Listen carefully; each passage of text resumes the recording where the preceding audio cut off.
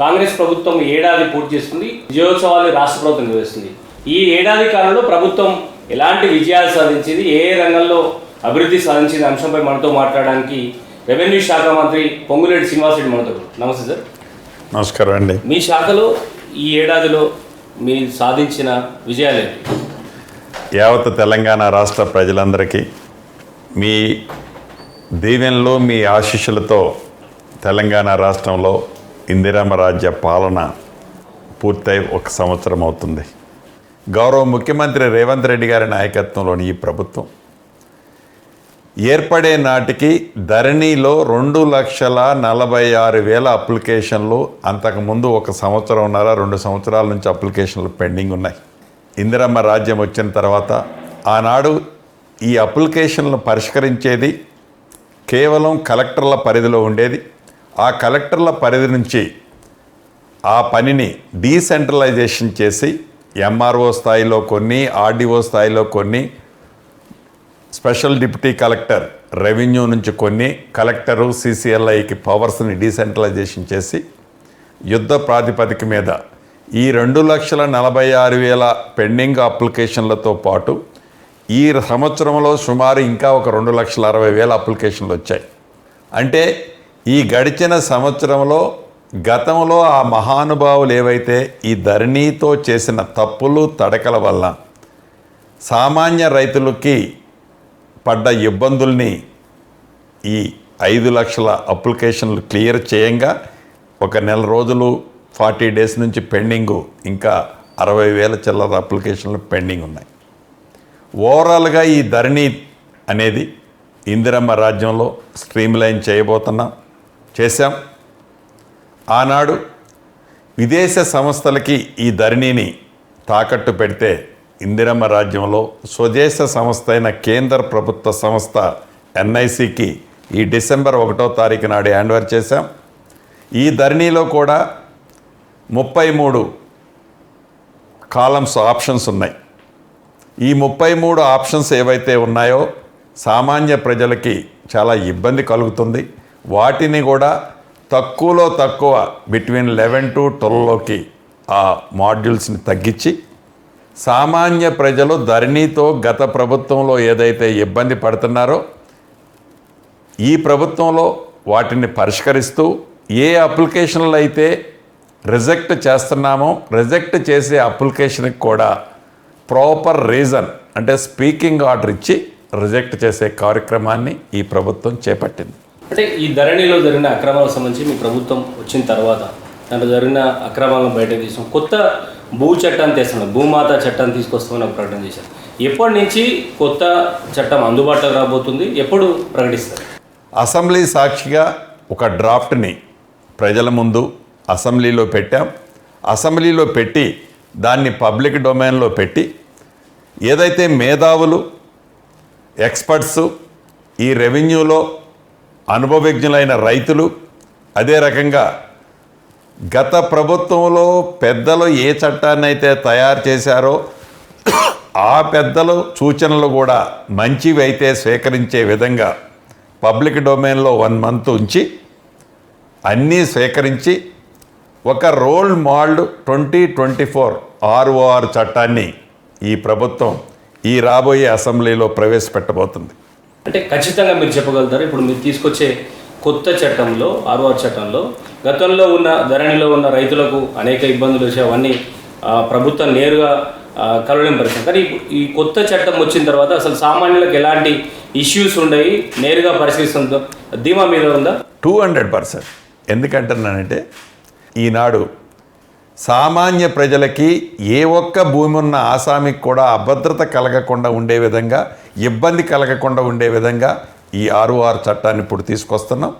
తప్పకుండా రాష్ట్రంలో ఉండే, అది మా పార్టీ, ఆ పార్టీ, ఈ పార్టీ అన్నది కాదు, భూములు అన్నది ఎవరికైనా ఉండొచ్చు.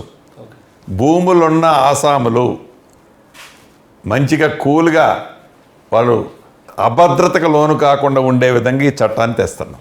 మంత్రి గారు, ఇంకోటి మీ శాఖలో, హౌసింగ్ శాఖలో ఇందిరమ్మ ఇళ్ల విషయాల్లో ప్రభుత్వం ప్రకటన చేస్తూ పోతుంది, ఆలస్యం అవుతూ వస్తుంది.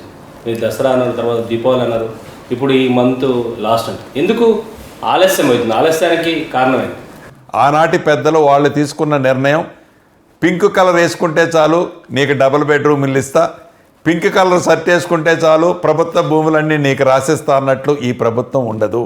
ఇది పేదోడి ప్రభుత్వం.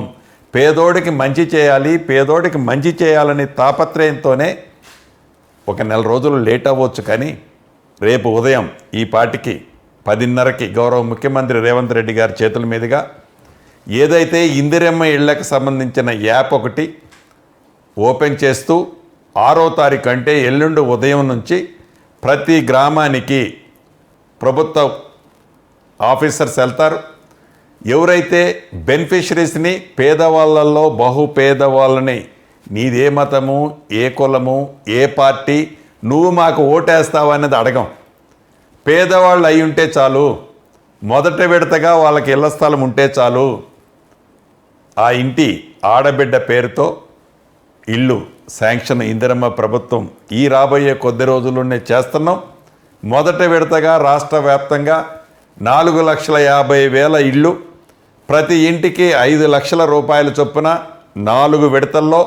ఈ 4 విడతల్లో కూడా మొదటి విడత ఫౌండేషన్కి 1,00,000 రూపాయలు, రెండో విడత కిటికీ లెవెల్ కట్టుకుంటే 1,25,000, మూడో విడత స్లాబ్ వేస్తే 1,70,000, 75,000, నాలుగో విడత కంప్లీట్ అయిన తర్వాత 1,00,000 రూపాయలు, అన్నీ కలిపి ప్రతి ఇంటికి 5 లక్షల రూపాయలు ఇచ్చే కార్యక్రమాన్ని ఇందిరమ్మ ఇళ్ళు కార్యక్రమం ద్వారా చేపట్టాం. ఇందిరమ్మ ఇళ్లలో స్థలం ఉన్నోళ్ళకి ఫస్ట్ దఫాలో కట్టిస్తుంటారు, కానీ స్థలం లేనోళ్ళు కదా నిరుపేదలు. ఒక పాలసీ పెడుతూ స్టెప్ వైజ్గా మూవ్ చేయాలన్నది తప్ప, నిరుపేదకి ఇబ్బంది కలగొద్దనే తప్ప ఈ ప్రభుత్వానికి ఇంకొక ఆలోచన లేనే లేదు.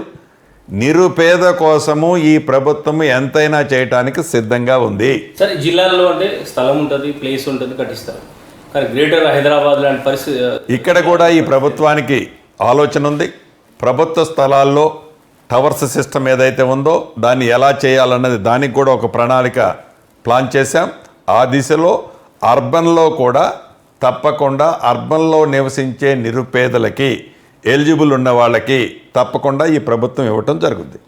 మూసీ పునరుద్ధరణ ప్రాజెక్టులో లక్షల కోట్లు అవినీతి కోసం ఈ ప్రభుత్వం ప్రయత్నాలు చేస్తుంది. అందుకే ఈ పెద్ద ప్రాజెక్టును ముందు పెట్టి చేస్తున్న ఒక ఆరోపణ ఇటు బీఆర్ఎస్, బీజేపీ 2 పార్టీలు మీ ప్రభుత్వంపై ఆరోపణ చేస్తుంది.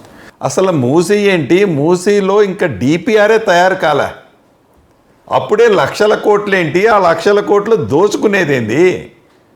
డిపిఆర్ఏ తయారు కాకపోయా దోచుకునేది ఏముందాడా? దోచుకోవడానికి కనీసం అప్పు తెచ్చడానికి ఉన్న సోర్సునన్నిటినీ మొత్తం నువ్వు వాషౌట్ చేసిపోయి మళ్ళీ తెలంగాణ రాష్ట్రంలో నువ్వు చేసిన అప్పులకి ప్రతి నెల ఈ రాష్ట్ర ప్రభుత్వం 6,500 కోట్లు అసలు మిత్తి కడుతుంది. ఇవన్నీ చేసిపోయిన తర్వాత ఇంకా నువ్వు మూసీలో మేము దోచుకోవటానికి 1,00,000 కోట్లు మాట్లాడటానికి ఒక అద్దు పొద్దు ఉండాలి. అంటే కేటీఆర్ ఒక కామెంట్ చేసి ఈరోజు మీ విజయోత్సవాల మీద ఈరోజు యువకుల విలాసం కాదు విలాపం ఉంది రాష్ట్రంలో, ఈ కాంగ్రెస్ ప్రభుత్వం ఎందుకు ఉత్సవాలు చేసిన కేటీఆర్ ట్వీట్ చేశారు.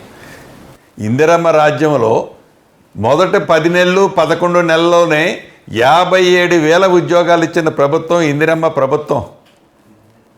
అది మర్చిపోయి నువ్వు 10 సంవత్సరాల్లో 10,000 ఉద్యోగాలు ఇవ్వలేని మీరు ఇక్కడ ఇందిరమ్మ రాజ్యంలో 57,000 ఉద్యోగాలు దాకా ఇస్తే సుమారుగా దీన్ని మీరు అప్రిషియేట్ చేయకపోతే చేయకపోయారు.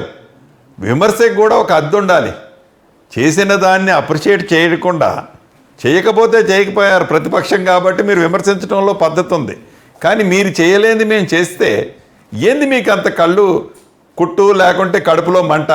మంత్రి గారు, ఇప్పటివరకు జరిగిన విచారణలు అంటే ధరణి సంబంధించిన కేసులు కానీ, కార్ రేసు సంబంధించిన విచారణ కానీ, ఇంకా మీ ప్రభుత్వం వచ్చిన అనేక విచారణలు, కానీ ఇవన్నీ కూడా ఫోన్ ట్యాపింగ్ కేసులు ఇవన్నీ కేవలం విచారణకే సరిపోతుంది, అరెస్టులు లేవు అనే ఒక అంశం బాగా మీపై ఆరోపణలు వస్తాయి. ఒక ప్రభుత్వంలో కీలక మంత్రిగా ఎలాంటి డెసిషన్స్ ఉంటాయి? గతంలో మీరు బాంబులు పేలుతాయి అని ఒక కామెంట్ చేశారు. అంటే తీసుకుపోయి జైల్లో పెట్టడం ఒక్కటే బాంబు పేలటం కాదు. కేసులు ఓపెన్ అయిన తర్వాత కేసులు ఒక్కొక్కటి నిర్ధారణ అవుతున్న ఈ తరుణంలో నిర్ధారణ అయిన తర్వాత చట్టం పనిచేస్తుంది.